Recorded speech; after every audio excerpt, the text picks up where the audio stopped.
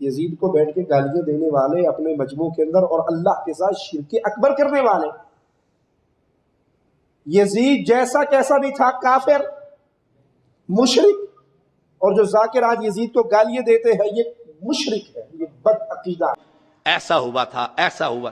ہاں یہ جو کہا جاتا ہے یزید قاتل تھا، شرابی تھا، زانی تھا، جواری تھا، بدمعاش تھا، اور پتہ نہیں کیا کچھ کہتے ہیں.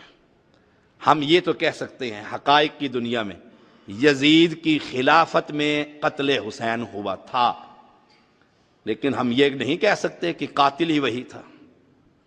قاتل سوال ہی پیدا نہیں ہوتا. یزید کا اس قتل سے کوئی پذیر ہوا اس کو سمجھ لیجیے. میں نے بتایا کہ سن 60 کے اندر جب استصواب رائے کرایا گیا تو ممالک اسلامیہ کے بچے نے حضرت یزید کو ووٹ دیا سوائے 2 لوگوں کے. عبداللہ ابن زبیر مکہ میں ہے، مدینہ میں ہے. حضرت حسین بھی مدینہ میں ہے. مدینہ کے گورنر کے پاس یہ خبر بھیجی جاتی ہے کہ تمام لوگوں نے، تمام صحابہ کرام نے بیعت کر لی ہے. حسین بھی بیعت پر آمادگی ظاہر کرتے ہیں، عبداللہ ابن زبیر سے بھی بیعت لے لو تاکہ خلفہ شار نہ ہو. پہلے تو حضرت حسین کہتے ہیں بیعت کر لوں گا. عبداللہ ابن زبیر بھی کہتے ہیں مجھے سوچنے کا موقع دو، سوچنے کا موقع دو. کیا کرنا چاہیے تھا ان کو؟ سوچنے کے بعد بیعت کرنی تھی. راتوں رات بھاگ گئے دونوں، راتوں رات بھاگ گئے دونوں، راتوں رات بھاگ گئے دونوں. حضرت حسین بھی اور حضرت عبداللہ ابن زبیر بھی دونوں نے مدینہ کو چھوڑ دیا، شہر رسول کو چھوڑ دیا. انہوں نے کیوں؟ سوال پیدا ہوتا. حضرت حسین رضی اللہ تعالیٰ عنہ راتوں رات مدینہ سے نکل بھاگے. حضرت عبداللہ ابن زبیر بھی راتوں رات مدینہ سے نکل گئے اور یہ پہنچے وہاں. تبری کی روایت کے مطابق فنزل الحسین دار العباسی، دار العباسی. حضرت حسین رضی اللہ تعالیٰ عنہ تو ابن عباس کے گھر میں مقیم ہو گئے، وہاں اتر گئے اور بڑا اعزاز و اکرام کیا حضرت عبداللہ ابن عباس. اور عبداللہ ابن زبیر یہ حرم میں گھس گئے. انہوں نے کہا میں آئز بالبیت ہوں، میں خانہ کعبہ کا پناہ گزین ہوں، ریفیوجی ہوں. میں خانہ کعبہ کو اپنا پناہ گاہ مانتا ہوں، اپنی پناہ گاہ مانتا ہوں. آئز بالبیت انہوں نے کہا. وہ تو حضرت ابن عباس کیا ٹھہر گئے اور یہ حرم میں ٹھہر گئے اور آئز بالبیت.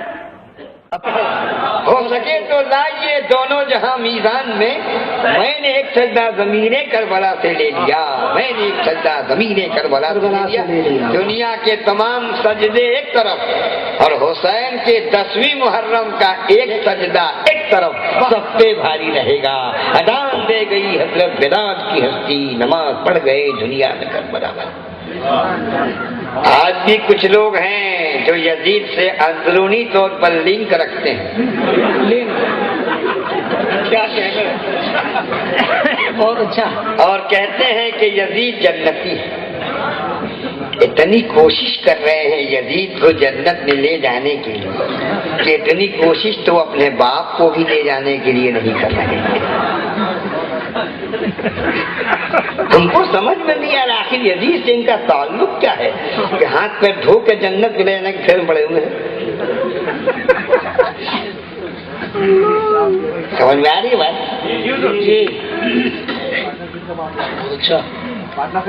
مگر مسلمانوں کے ڈر سے وہ یزید کا سپورٹ نہیں کر رہے. ویسے ایک ڈاکٹر ذاکر حسین نائک نکلا ہے جس کو نوجوان بہت مانتے تھے، مگر کچھ دن سے اس نے اپنے چہرے سے نقاب ہٹا دیا اور کہہ دیا کہ حسین ناحق پر تھے، یزید حق پر تھا. تب نوجوانوں کی آنکھ کھلی کہ ارے سیارا ہوئے ہو، سیارا ہوئے ہو، بھیس بدل لے با چشمہ پہن کے مارتی تھا. یہ ہے پنڈت شیو شیو ہری، منہ میں رام رام بغل میں چھو. کیا کہنے. کلکتے میں ایک جگہ جلسہ ہو رہا تھا. ایک صاحب نے تقریر میں کہا کہ امام حسین سے بہت بڑی بھول ہو گئی. کیا کہ امام حسین سے بھول یہ ہو گئی کہ جان بچانے کے لیے شریعت میں جھوٹ بولنے کی اجازت ہے.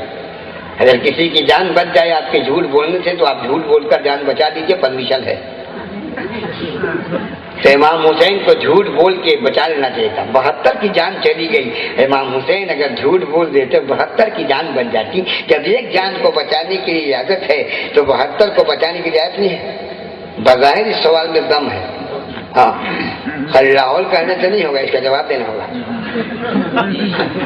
اس نے کہا امام صاحب سے بہت بڑی بھول ہو گئی, جھوٹ بول کے جان بچا لینا چاہیے تھا 72 آدمی کا. وہ جب نیچے اترا تو ہم بیٹھے, ہم نے کہا مولوی صاحب جائیے گا مت, جواب نقدہ دے کے جائیے, ہار ہم نہیں رکھتے.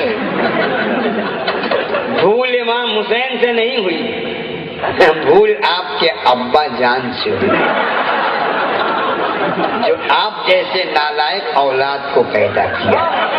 پوری زندگی تمہارا باپ روتا ہوگا کہ اس بےہودہ کو میں نے کیوں پیدا کیا.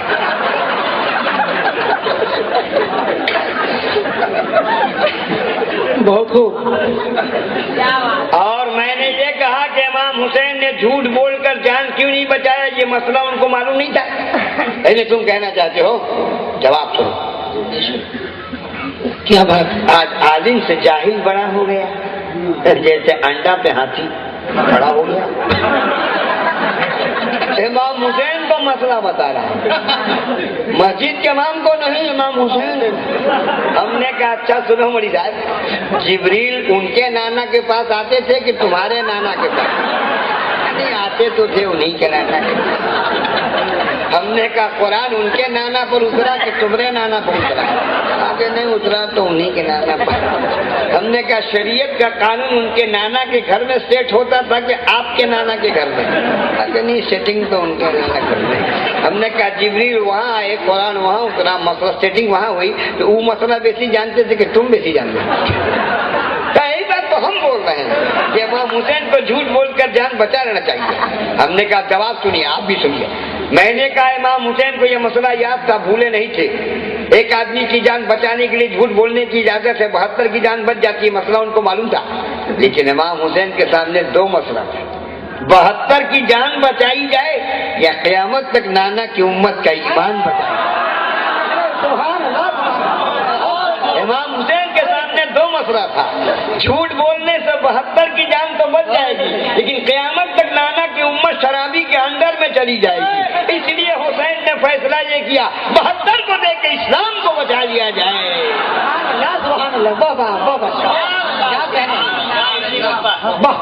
بہت اچھا نقطہ ہے.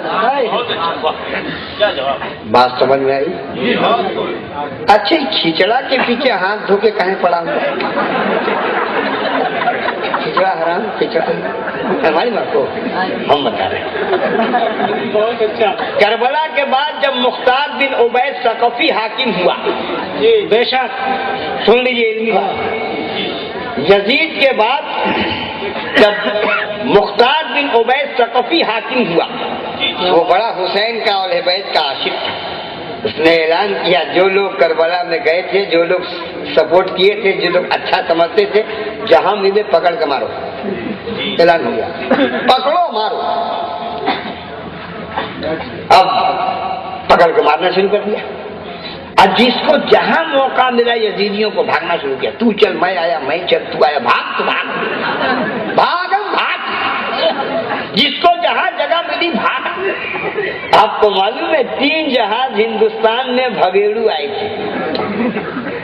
یہ میں نہیں کہتا, اقبال اعظمی جو کلکتہ میں حیات کے نقش حیات کے ایڈیٹر تھے, انہوں نے کہا تاریخ کے حوالے سے کہ 3 جہاز یزید کے سپورٹر مختار کے سپاہی کے پٹائی کے مارے انڈیا بھاگ گیا پانی کے راستے سے. 3 جہاز. یہ جو کھچڑا ملیدہ سربت بند کر رہے ہیں اسی بھگیڑو کی اولاد ہے.